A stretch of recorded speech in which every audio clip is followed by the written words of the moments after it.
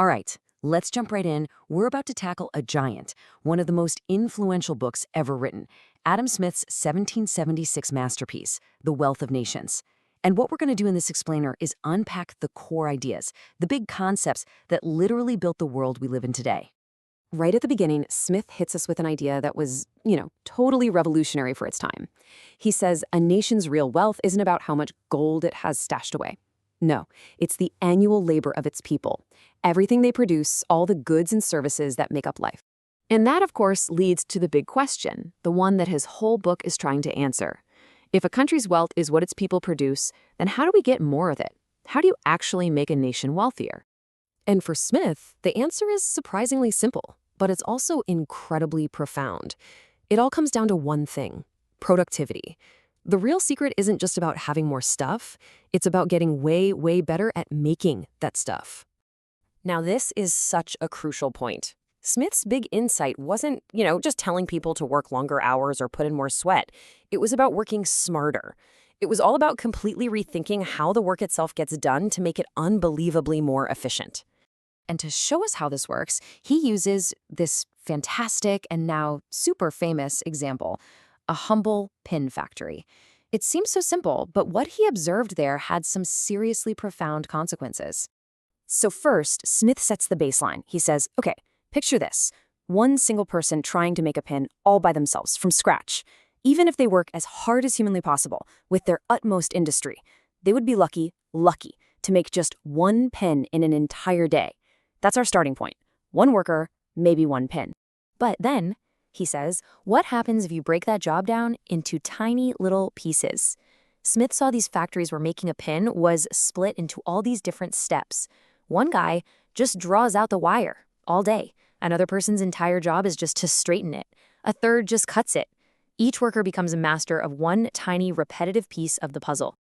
And it gets even more specialized. Just making the little pinhead takes 2 or 3 separate steps. Attaching it is a peculiar business of its own. Whitening the pins, that's another job. Even just putting them into the paper to be sold is its own trade. This is what he famously called the division of labor, and it's basically the blueprint for every modern assembly line. So, what's the payoff for all this specialization? Well, the numbers are just staggering. In a small factory with only 10 people, they could crank out over 48,000 pins a day. Do the math. That comes out to 4,800 pins per person. We've just jumped from 1 pin a day to nearly 5,000. That, right there, is the explosive power of the division of labor. Okay, so specialization makes us ridiculously productive. Awesome. But wait, that creates a whole new problem, right? If one person only makes the heads of pins, how do they get bread to eat or shoes for their feet? This is where the market comes into play. Suddenly, you have this huge, complex web of people, all doing their own specialized thing. The pin maker needs bread from the baker needs a coat from the tailor needs meat from the butcher. Who's in charge here? Who's coordinating this entire intricate dance? And Smith really drives this home with another great example. Just think about a simple woolen coat. It seems so basic, but its creation depends on this vast, almost invisible network of specialists. From the shepherd who raised the sheep, to the wool sorter, the dyer, the weaver, and literally dozens of others all working together. So, I'll ask it again. What force organizes all of this? Is it just kindness? Is the shepherd just being generous to the weaver, who is being generous to the tailor? How does this all work? Smith's answer is another one of his huge, game-changing ideas: self-interest. And it's not about greed. It's the simple, powerful idea that the best way for you to get what you want is to give other people what they want. When millions of people all do this at once, the market just organizes itself. It's like an invisible hand is guiding it to produce all the things a society needs. And this is probably the most famous line in the entire book. It just nails the concept. We get our dinner tonight, not because the butcher is a nice guy, but because he wants our money. And he gets our money because we want his steak. By looking out for ourselves, we end up serving each other. It's a beautiful, self-regulating system. Okay, so we've got specialization creating all this stuff, and we've got self-interest driving the trade. But for this whole economic engine to run smoothly, it needs some fuel. It needs tools to make all this buying and selling actually work. Smith kind of walks us through the history of this. You start with barter, I'll trade you my meat for your bread. But that's super inefficient. What if the baker doesn't want meat today? So then societies used things like salt or oxen as a kind of money, but that's clumsy. The final, brilliant solution? Coined money. It's portable, it lasts, you can divide it up. Perfect.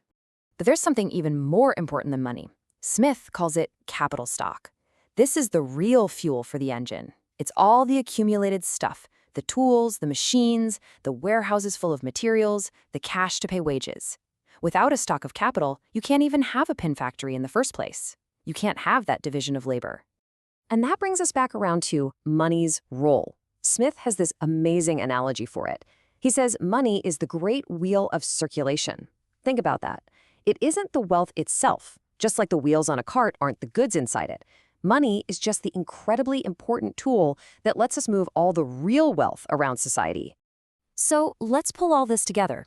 These concepts, written down almost 250 years ago, they aren't just some dusty old ideas from a history book. They are, quite literally, the operating system of our modern world. The division of labor, making us hyper-productive, self-interest, guiding our exchanges, and capital, fueling the whole operation. These three ideas are the invisible architecture behind almost everything. They explain your local coffee shop, and they explain the unbelievably complex global supply chains that brought you the phone or computer you're watching this on. Adam Smith gave us this powerful blueprint for creating prosperity, a way to channel individual ambition into a benefit for everyone. But it does leave us with a massive question for our own time, doesn't it? What happens when that ambition has no limits? What happens when it goes unchecked? And who gets to draw the line? That's something to think about.